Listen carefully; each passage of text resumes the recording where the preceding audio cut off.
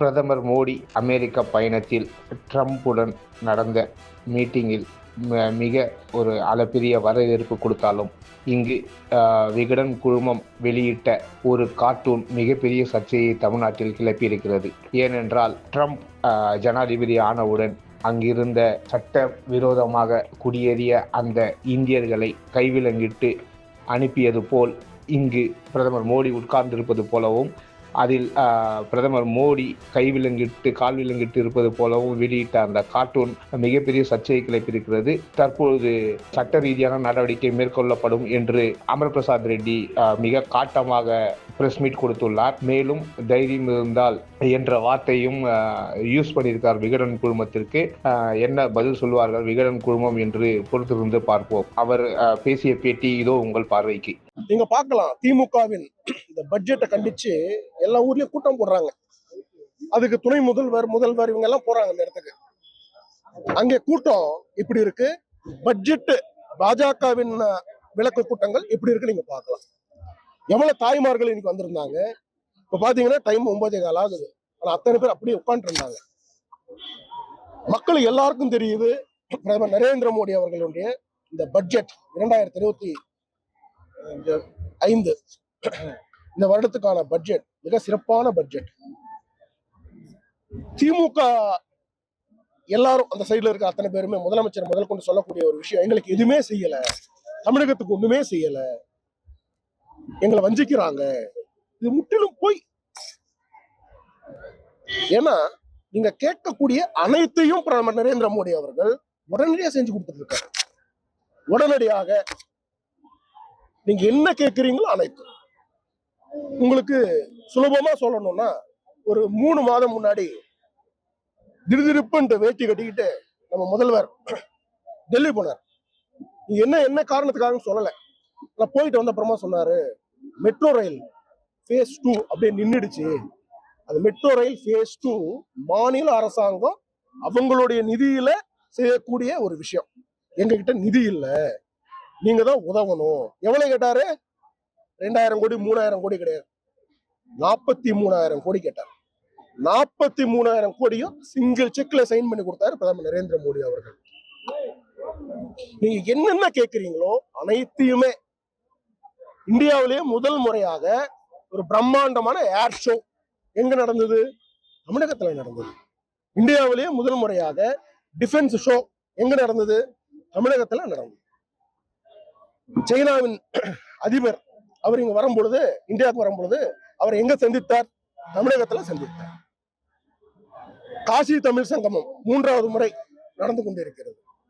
So Tamil Nadu Tamil மக்கள் என்றாலே பிரதமர் நரேந்திர மோடி அவர்களுக்கு மிகவும் பிடித்த மண், பிடித்த மக்கள், பிடித்த மொழி.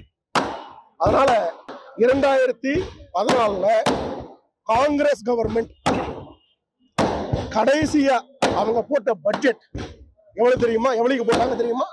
17 லட்சம் கோடி. எவ்வளவு? 17 லட்சம் கோடி.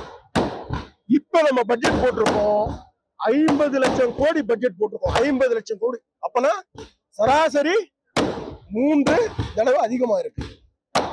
இன்டூ 3. இது என்ன சொல்ல போறீங்க நீங்க? அப்ப அந்த பட்ஜெட்டை அவர் என்ன பாகிஸ்தான், ஆப்கானிஸ்தான், ஸ்ரீலங்கா கொடுக்கிறாரா? அதிகமான மெடிக்கல் காலேஜ் இந்தியாவிலே எந்த மாநிலத்துக்கு கொடுத்திருக்கிறாங்க? எந்த மாநிலத்துக்கு கொடுத்திருக்கிறாங்க? தமிழ்நாடு. அதிகமான ரோட் இன்ஃப்ராஸ்ட்ரக்சர் எந்த மாநிலத்துக்கு கொடுத்திருக்கிறாங்க? ஆந்திரா கொடுத்திருக்காங்களா? தெலுங்கானா கொடுத்திருக்காங்களா? தமிழ்நாடு. அதிகமான இன்ஜினியரிங் காலேஜ் இருக்கக்கூடிய மாநிலம் எது? தமிழகம். அதிகமான யூனிவர்சிட்டிஸ்க்கு பர்மிஷன் யாரு கொடுத்திருக்கிறாங்க? நம்ம நரேந்திர மோடி அவர்கள். எந்த மாநிலத்துக்கு கொடுத்திருக்கிறார்? தமிழகத்துக்கு. இவ்வளவும் தமிழகத்துக்கு பண்ணியிருக்காரு நரேந்திர மோடி அவர்கள். உங்களுக்கு சொல்றதுக்கு ஒண்ணும் இல்லைன்றதுனால சும்மா ஏதோ அப்படி வந்து சொல்லிட்டு இருக்கீங்க. அதனால இதெல்லாம் ஏத்துக்க முடியாது. ஆனா தமிழகத்தில் இருக்கக்கூடிய சில பேர், சில பத்திரிகை திராவிட மாடல் அஜெண்டாவை தன்னுடைய கொள்கையாக வச்சிருக்கக்கூடிய சில பத்திரிகைகள் எவ்வளவு கேவலமாக பிரதமரை சித்தரிச்சிருக்காங்க பாருங்க. பிரதமர் கையில காலில் ஒரு செயினை போட்டு ஒரு சங்கிலியை போட்டு அவரை ஒரு அக்யூஸ்ட் போல உட்கார வச்சிருக்கிறாங்க. இது எந்த பத்திரிகை? விகடன். நான் விகடன் நிறுவனத்தை கேட்கணும்னு நினைக்கிறேன். இதுதான் நடந்த உண்மையா?